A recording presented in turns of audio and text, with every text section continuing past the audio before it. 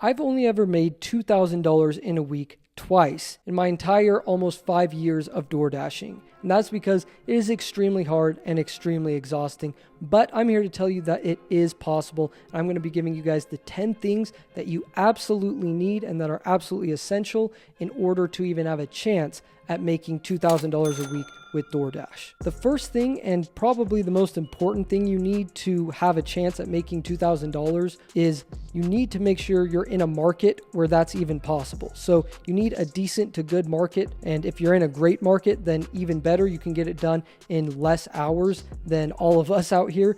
But you're going to need to make sure that you can make at least $20 an hour, if not $25 an hour regularly at all hours of the day in your area. If you can't hit that, then it's probably not going to be possible for you because you're not going to want to work more than 100 hours, and that's what it's going to take you if you only make $20 an hour. So $25, $30 an hour in your area, that's going to be great. And you have a way higher likelihood of hitting that $2,000 every single week. So I would suggest if you're not in a market where you can make that amount, try driving around 10, 15, 20 miles to your surrounding markets and test those out for a few days, see if your pay increases, and then if you're going to try and make $2,000 in a week, drive over to that area because it's just going to be that much easier. The next thing you guys are going to need to make $2,000 in a week is bags galore. I'm talking as many DoorDash bags as you can get your hands on.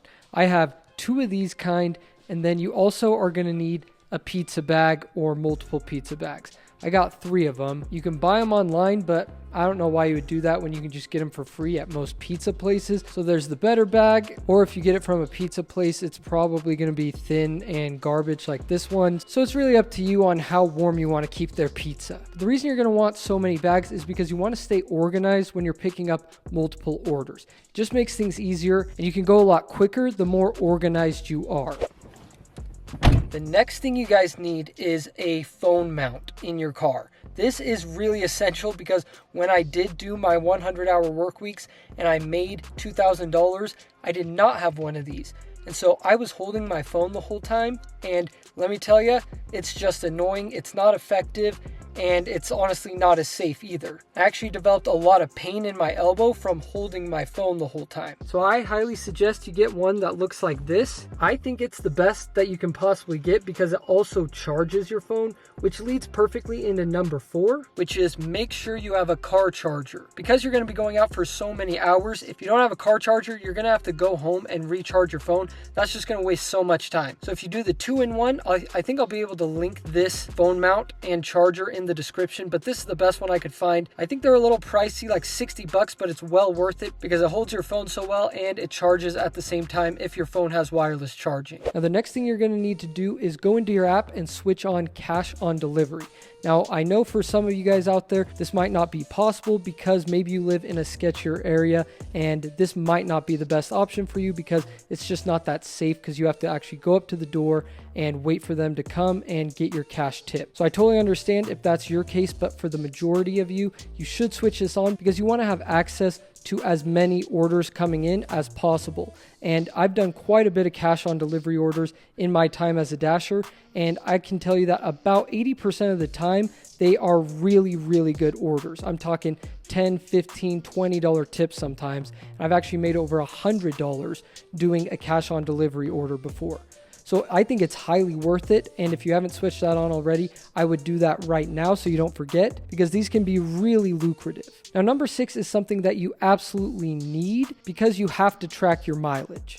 If you're driving this many miles, you're going to want to use those miles as a tax write-off. So I would highly suggest downloading the Solo app. You can use the mileage tracker that they have. They actually just updated it and it's brand new. So it's got some great features to it. You no longer have to worry about manual record keeping or estimating your mileage. The app uses GPS to track your mileage, so you can be confident that the information is accurate. Because the app runs in the background, you don't have to worry about interrupting your work or distracting yourself from other tasks. Because if you use the Solo app, you'll automatically have your gig apps linked to your Solo account. They will automatically categorize your miles as either work miles or personal miles. So that's a great feature. And they also have some other great features in terms of tax help and also a feature that guarantees your pay. So if that's intriguing to you, make sure you use the link down below in the description to download the app. You're going to get $10 upon sign up, and you're going to be entered into a chance to win $100 at the end of the month. So the next thing that you need kind of goes along with the cash on delivery, but this one is you're going to want to be a part of the pizza delivery program.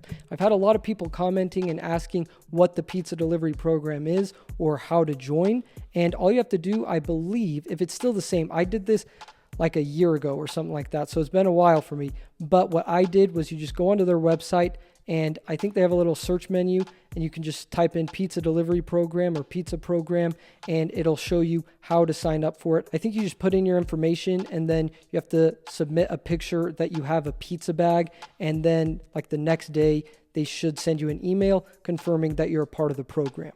So the reason you want to do that is because pizza orders are, in my opinion, the best paying orders. Now, not all of them. Obviously, you get a lot of those garbage Little Caesars orders, but there's some Pizza Hut orders in there, some Papa John's orders in there that are extremely good. I'm talking like over $20 for just a couple of miles.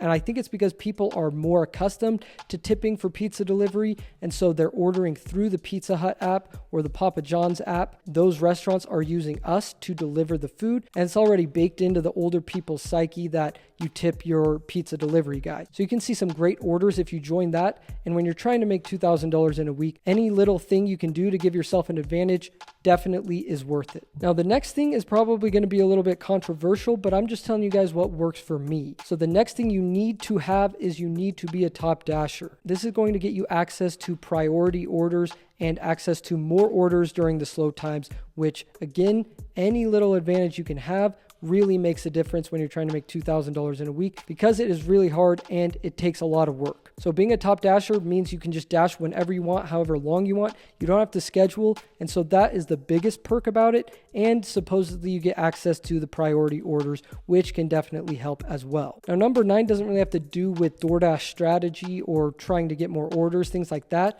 But this is definitely something you are going to need. And that would be a crap ton of content to watch and music to listen to and podcasts to listen to, because you're probably going to have to go out for around 80 hours, maybe 70 if you are in a really good area. You're going to end up getting bored. I mean, every time I've done it, I get extremely bored. I get really tired. And if I don't have stuff that's entertaining me the whole time, then it makes it that much harder. So at the beginning of the week, I would just add in a bunch of stuff to a YouTube playlist and also make like a huge library of maybe new music you want to listen to, something like that. That's what I did. And it really helps when you get into like hour 50 and 60, you're going to be feeling pretty dead. So having that content that you're interested in, that you probably would already be watching at home anyway, you can fill your time on the road with that content that you already would have been watching. And lastly, you're going to want to have a good mileage car. Now, if you don't have one already, then I highly suggest you saving up and trying to get one, because I've dashed in a car that was not so good in my Mercedes-Benz.